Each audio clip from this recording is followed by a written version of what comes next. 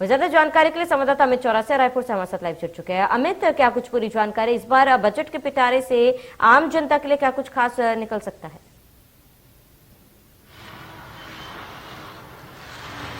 बिल्कुल सामड़ी, जिस तरीके से छत्तीसगढ़ का बजट 7 से 25 मार्च तक आहूत किया गया है छत्तीसगढ़ विधानसभा में, और पंचम विधानसभा का यह बजट सत्र चूंकि राज्य सरकार का अंतिम बजट हो सकता है इस सरकार का, तो एक तरह से भूपेश सरकार अपना लोक लुभावन बजट बनाने की तैयारियों में जुटी हुई है। और जिस तरीके से 9 तारीख को यहाँ मुख्यमंत्री भूपेश बघेल, जो कि वित्त मंत्री भी हैं, भार साधक वित्त मंत्री हैं, तो ऐसे में वह यहाँ 12:30 बजे सदन के पटल पर जो बजट है वह रखेंगे। और इस बार सभी वर्गों को साधने का प्रयास पार्टी की तरफ से किया गया है, सरकार की तरफ से किया गया है, क्योंकि बात करेंगे किसानों की, तो किसानों के लिए जो मद रखे गए हैं उसमें काफी इजाफा किया गया है। साथ ही बात करेंगे महिला सशक्तिकरण, महिलाओं की, तो वहां पर भी यहाँ पर कई मदें रखी गई है महिलाओं और बाल विकास के लिए। और साथ यहाँ जो शासकीय सेवक है और आम जनता है उनके लिए भी कई मदें रखी गई है, कई तरह की राहत दी गई है।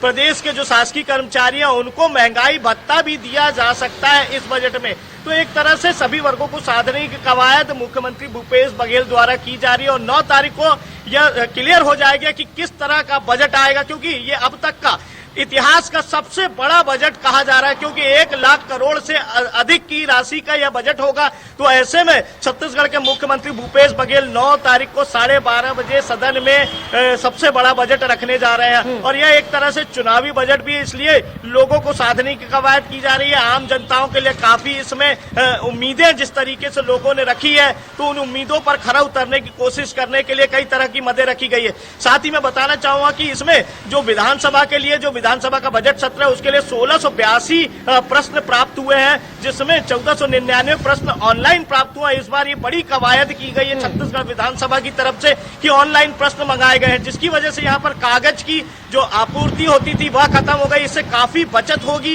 विधानसभा की शासकीय पैसों की, तो एक तरह से कवायद की गई। साथ ही मैं यहाँ पर बताना चाहूंगा कि जिस तरीके से यहाँ पर तारांकित प्रश्न है, 828 तारांकित प्रश्न है। साथ ही जो प्रश्न टोटल लगे हैं उसमें 114 ध्यानाकर्षण की सूचनाएं हैं, स्थगन प्रस्ताव की 10 सूचनाएं हैं, नियम 139 के अधीन अविलंबनीय लोक महत्व के विषय पर चर्चा के लिए 4 सूचनाएं प्राप्त हुई है, शून्यकाल की 16 सूचनाएं तथा याचिका की 45 सूचनाएं प्राप्त हुई है। साथ ही मैं यहाँ बताना चाहूंगा मुख्यमंत्री भूपेश बघेल 12:30 बजे तो आय व्यय पर सामान्य चर्चा 10 मार्च को होगी। जो बजट प्रस्तुत होगा उस पर आय व्यय पर 10 मार्च को सामान्य चर्चा होगी। वहीं विभागवार अनुदानों की मांगों पर चर्चा के लिए समय 11 मार्च से 23 मार्च तक रखा गया। विभागवार इस पर चर्चा होगी। सत्ता पक्ष और विपक्ष एक दूसरे पर प्रहार करते नजर आएंगे, एक दूसरे का बचाव करते नजर आएंगे। वहीं विनियोग विधेयक का पुनर्स्थापन दिनांक 23 मार्च को किया जाएगा तथा उस पर विचार एवं पारण दिनांक 24 मार्च 2022 को किया जाएगा।